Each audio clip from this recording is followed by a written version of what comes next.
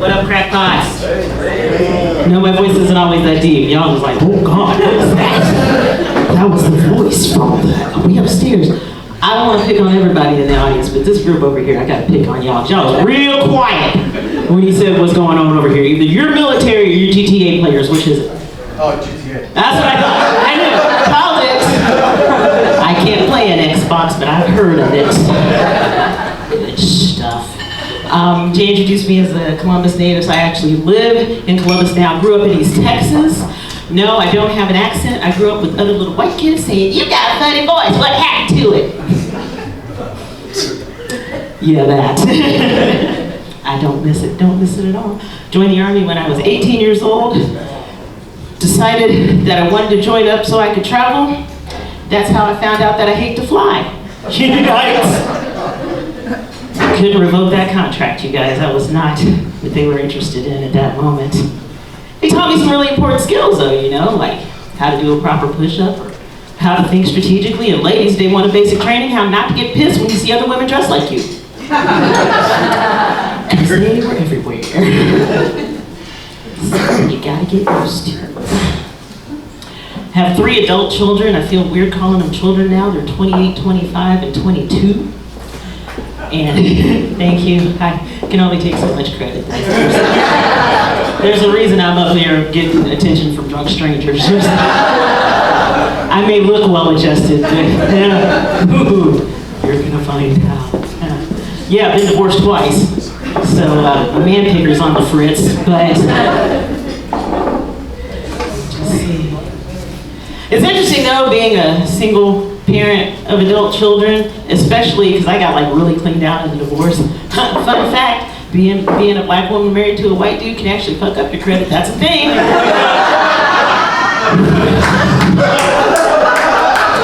I'm not gonna say that lightly. Your girl lived it. Messy. But yeah, second divorce, got cleaned out. Kind of embarrassing to get ordered to pay reparations to a white dude, especially when I was doing all the work in the first place, but I'm not bitter. This dude was so white. How white was he? With him, I had 2 blue-eyed babies. Oh, wow. Yeah, the lighting ain't that dim, is it? Y'all are just like, that's not a thing. My biology majors in here could Punnett square that up for you, but trust me, it happens. And believe me, living in central Ohio where there ain't a lot of brown people and they see beige people, it messes their minds up. Stuff was classic. My kids had pale skin, blue eyes, and big old afros. You think that wasn't messing up people's minds? It was beautiful. I loved going to the fair, okay? People just walk up and put blue ribbons on my baby's chest. Like, I don't even know what we were competing for. It was kind of awkward though, because people walk up, they'd see my daughter, they'd look at me, they'd see my daughter, they'd look at me, they go, well, where'd you get that pretty little girl? Like there's a sale somewhere? Is there a place that's handing out little white babies to black chicks? I'm just saying, I wanted to find out about the return policy. That was all. You always gotta have contingencies. But yeah, so my ex, I think there were times he forgot he was married to a black lady because, you know, with me being in the Army and me being the only brown person in the room, a lot of times he just got used to me, like, you know, conforming, blending in. I remember before this got to come back, I used to like relax my hair and do all this stuff to it. One day I was all frustrated. He was like, well, baby, I like your hair just the way it is. You ain't never seen my hair just the way it is. What are you talking about? We've been married for 10 years. Man, look. But our son had this assignment, right? The question was, how far back can you trace your family?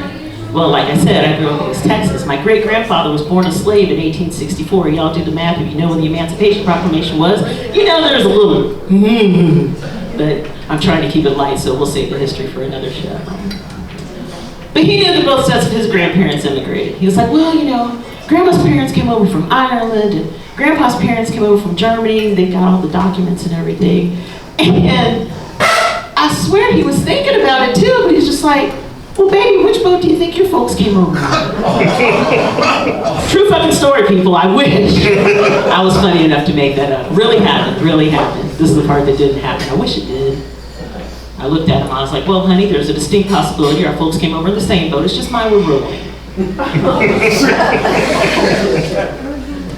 Y'all only got for 20 minutes. You'll only be uncomfortable for 20 minutes. You're good. You're fine. It's funny though, because when my kids got older, my daughter just loved tattling to me about her dad, which is great because I thought he was a jerk. So I'm just like, oh yes, be outspoken, honey. I'm going to encourage that all day long. Evidently, he was trying to prove that you can go back after going black, but all he was doing was avoiding stuff that's brown. Like he stopped drinking Guinness. Which is none of my business, right? But like I said, my daughter liked tattling to me on it. And you know, if it's just going to come to me that way, universe, give me the info. So she was real just hyped up one day. She's like, Mom, Dad's been drinking Lime-A-Ritas. Do you know what Lime-A-Ritas are? Yeah, baby, I know what Lime-A-Ritas are. Lime-A-Ritas are for bitches. Okay? What's your dad doing? Wild. But yeah, thanks to him, I had the distinct privilege of being a middle-aged woman of color trying to date in her 40s. Y'all can imagine how great that's going for me, right? Well, first of all, I'm really not that good at flirting with people, right? Like this one day I was talking to this kid on the phone and I was just like, well, what would you do if you came home and found me on your bed? He's like, whoa, I guess we'd start making out. I'm like, nah, man, you need to call the cops. You ain't giving me a key to your apartment yet. You're just out here wilding, Chad. What are you doing with your life? It's funny because all the dudes are just like, yeah, we'd start making out. The women are like, how'd she get in there? That bitch crazy. Something's wrong with her. It's weird. Another day I was walking down the street and this young man, he's in his car, I'm walking down the street. If I was a little less lonely at the time, I would have realized how dangerous the situation is, but YOLO. So he kind of leans out his window. I couldn't quite place his accent, but he says, I saw you walking down the street, and you just look so strong.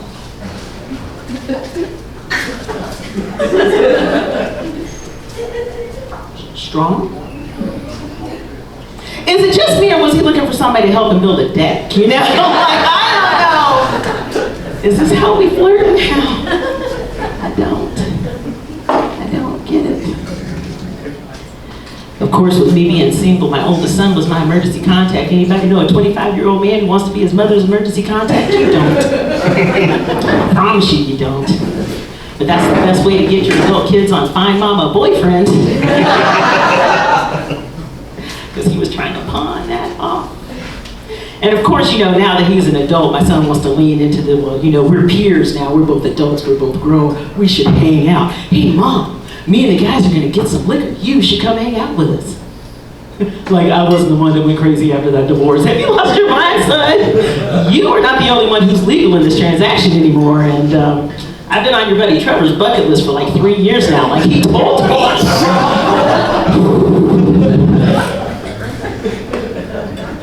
Let's just take this the easy way and tell me which one of your friends you're most comfortable calling dad. I will stay with them all life. You do not want to put alcohol in me and put me around your good-looking friends. That is not a good plan. I did tend to date guys that are younger than me. I mean, I'm pushing 50, right? Like everybody's younger than me. That's just probability. My 5th grade math teacher would be proud of me. That's math. Of course, my friends thought it was hilarious. They're just like, well, Leslie, you these young guys, honey, that makes you a cougar. I'm like, well, I'm brown in some places, I'm fuzzy. I mean, that's exactly what a cougar is. What even are we talking about right now? Kids do have a way of surprising you, though, especially as you start being able to be more open with each other and talking to each other like that. But gosh, my daughter, I love her. She's the sweetest person, she really is. But the thing is, my senses are changing, and like Sometimes they'll say something really innocent and I'll hear something real obscene. Like it got to the point that I would whip my head around after they said something. They're like, nah, what'd you hear? Like they wouldn't even tell me what it was that they said until I had to fess what they hear. Like this time, I was driving my daughter to work. And she's like, I'd like to try a brewed coffee. A brewed coffee. Like you get a little jar, pre-made Starbucks brewed coffee. I had to have her repeat it at least 4 times because every time she said it, I heard boo cocky. I knew that was wrong. My daughter does not talk that way. But she also didn't need to know that I know what that is, Please don't Google it. You don't even want to just forget I even said that word, okay? That's not the thing that you want to do.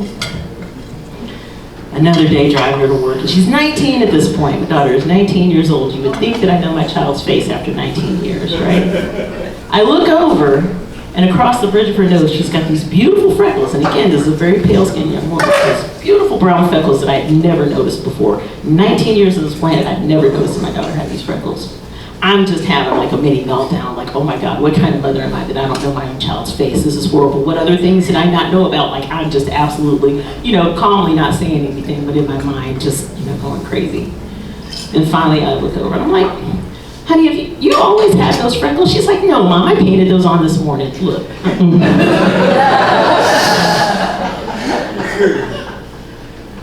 I need you not to send me to the psych ward just with some eyebrow pomade in a YouTube video, baby. Tell me you're doing these things.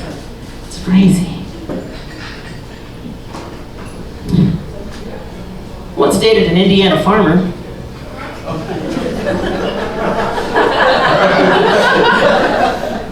That was going with that Ohio thing. Y'all were just like, wait, what?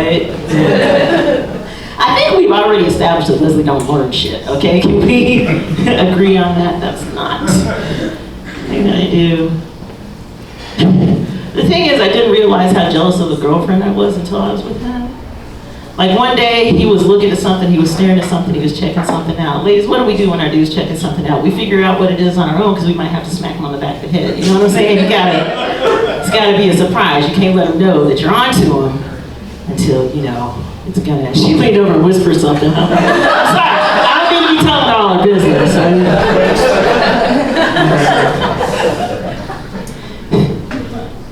It was a tractor, everybody. My dude was over there, twisting his left nipple over a brand new John Deere. I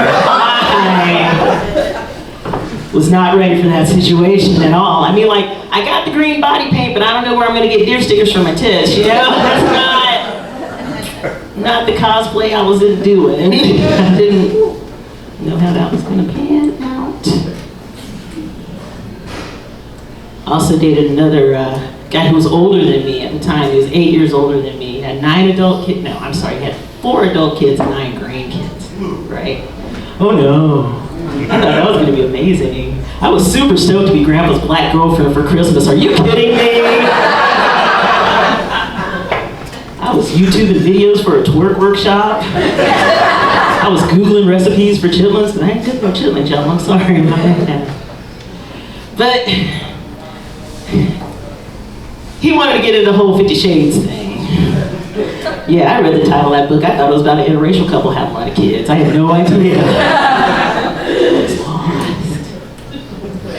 And I was real resistant, like my people have been over bondage for like 400 years now. We can leave it in the past, thank you very much. Not what we're into. But then it just turns into one of those things that he's got to win the discussion, you know what I'm saying? He's like, no baby, it'll be great. All we need is a good safe word. What's wrong with ouch?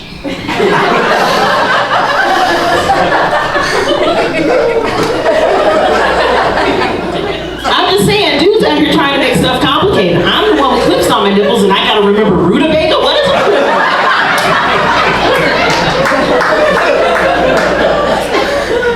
It's bullshit is what it is.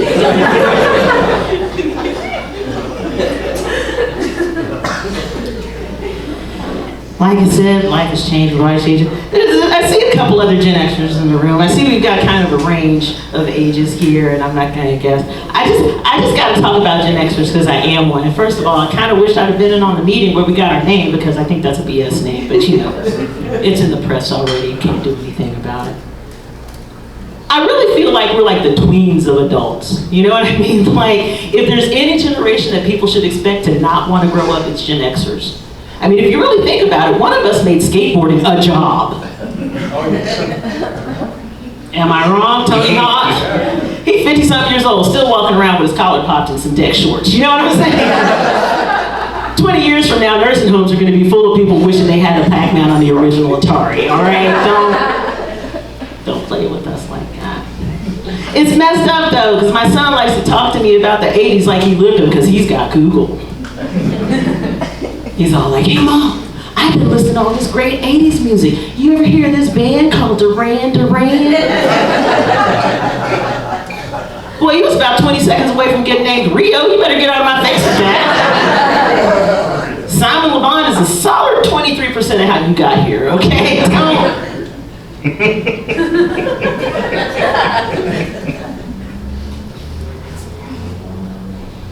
It's frustrating, too, because, like, even, you know, with matters of my own health, you know, like, I get to go to the doctor a little more often now because you got to take care of everything. Like, when I was younger, I had mad respect for the doctor because they were always older than me, so I just assumed that they were wise and they were full of knowledge and I needed to respect them. But now I go in and the doctor's younger than me and I'm wondering which version of Blue's Clues he watched, you know? I'm just saying, if it was Joe, I'm going to be doing some WebMD when I leave that That's just where we're at. But it's frustrating because, like, for me, and Gen Xers, tell me if you did this too, I took a typing class on a typewriter, right? Where do you find typewriters now? In museums. I'm just saying it messes with your spirit when the stuff that you grew up with is now a relic. Like being, you know, certified by somebody at the Smithsonian. But it's frustrating because, like, sometimes I do feel like, you know, I just want to be, you know, have the respect of being considered old, but there's always some, like, 70-year-old lady in the corner like, you still got your gallbladder, rookie. What even are you talking about? You were born with both those knees? Oh, get out of here. Oh, your son's 28? That's so cute. Mine's 50. Like, she puts bass in her voice and everything. Miss Gladys is not playing you guys. She's not. When I left the military, I became a dealer. This room is too pale for me to confess a failure. Don't do that. Y'all know better than that. No, I was dealing cards in a casino. I was dealing blackjack. Everybody was just like, oh no. You saw those rhinestones in the back of the jeans you walked up. No, I did. I dealt blackjack for 5 years. It was an interesting job. Things go on in the casino that just really don't sound right anywhere else. Like, there's nothing strange about a stranger who just wants to watch. Nothing odd about thanking some rando for the action.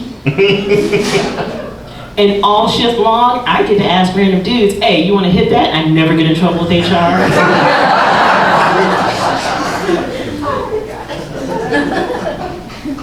It was a good hit. One of the things that I liked about working in the casino, though, they pipe in music from all different eras. And, you know, people want to think that music from, like, the 50s and 60s is so much more wholesome, but is it? Like, there was this one song the guy would say, you're 16, you're beautiful, and you're mine. And they use that song in commercials and movies and stuff, right? That dude sounds 17 to you. That is not the voice of a high school junior. That is the voice of somebody who's drank a lot of coffee. Okay, that is not what's going on there. Mary Wilson had a very famous song. No muscle-bound man can take me away from my guy. I hear somebody. No handsome face would ever take the place of my guy. That sounds real sweet, right? Then you realize Mary just kind of backhanded said her dude was ugly and skinny. You know what I'm saying? That's a theme song of a woman who settled. Baby, you're not the bee's knees. I guess bees have cankles now. I don't know. I just know the biological clock is ticking and Mom's about to write me out of the will. Let's go make some stuff happen. We have to. But I think my favorite oldie song, I'm gonna wait till the midnight hour. That's when my love comes tumbling down. I'm gonna wait till the midnight hour when there's no one else around. What? Because let's fast forward some years and see how poorly this is aged. We are now in the tender age, are we not? So we're chatting on Bumble and you're inviting me to go out to the middle of an Ohio cornfield at midnight with no witnesses? No. No, we will not. You will meet me at Starbucks at lunchtime and I will bring my taser because I know they don't arm the security guards. I don't know you, sir. I think that does make it difficult to date in middle age because we got all these crime dramas floating around, you know. Like, so many of the straight guys in their profiles are holding up these big dead fish. Like fish my size. I am not swiping right on somebody who's got access to a boat, okay? What we not gonna have is Horatio Kane raising his sunglasses over my body. That's not in my plan at all.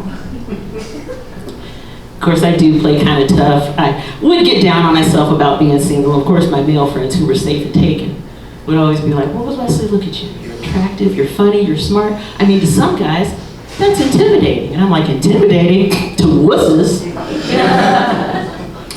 Which is probably the wrong term to use if you're trying to prove you're not intimidating. But I think that maybe, you know, me being a veteran kind of contributed to that whole aura. Like, is it really realistic to expect a man to want to get with a woman that he knows is combat trained but also still gets her cycle?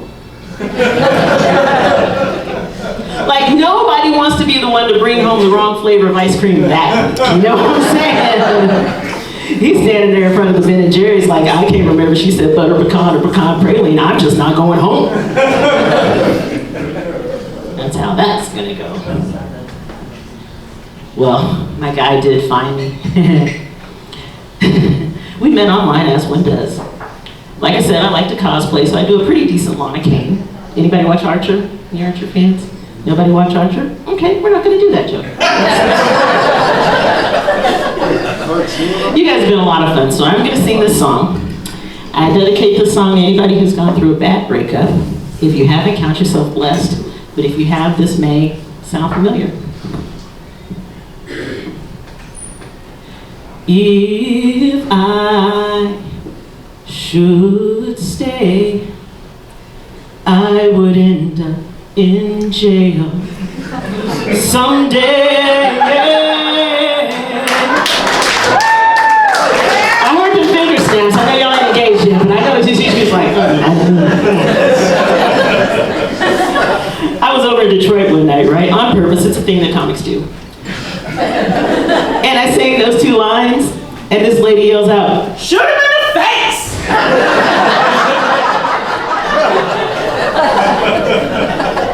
And that's how you get into a comic set. So I'll go, but I know I'm stuck paying all these bills anyway, and I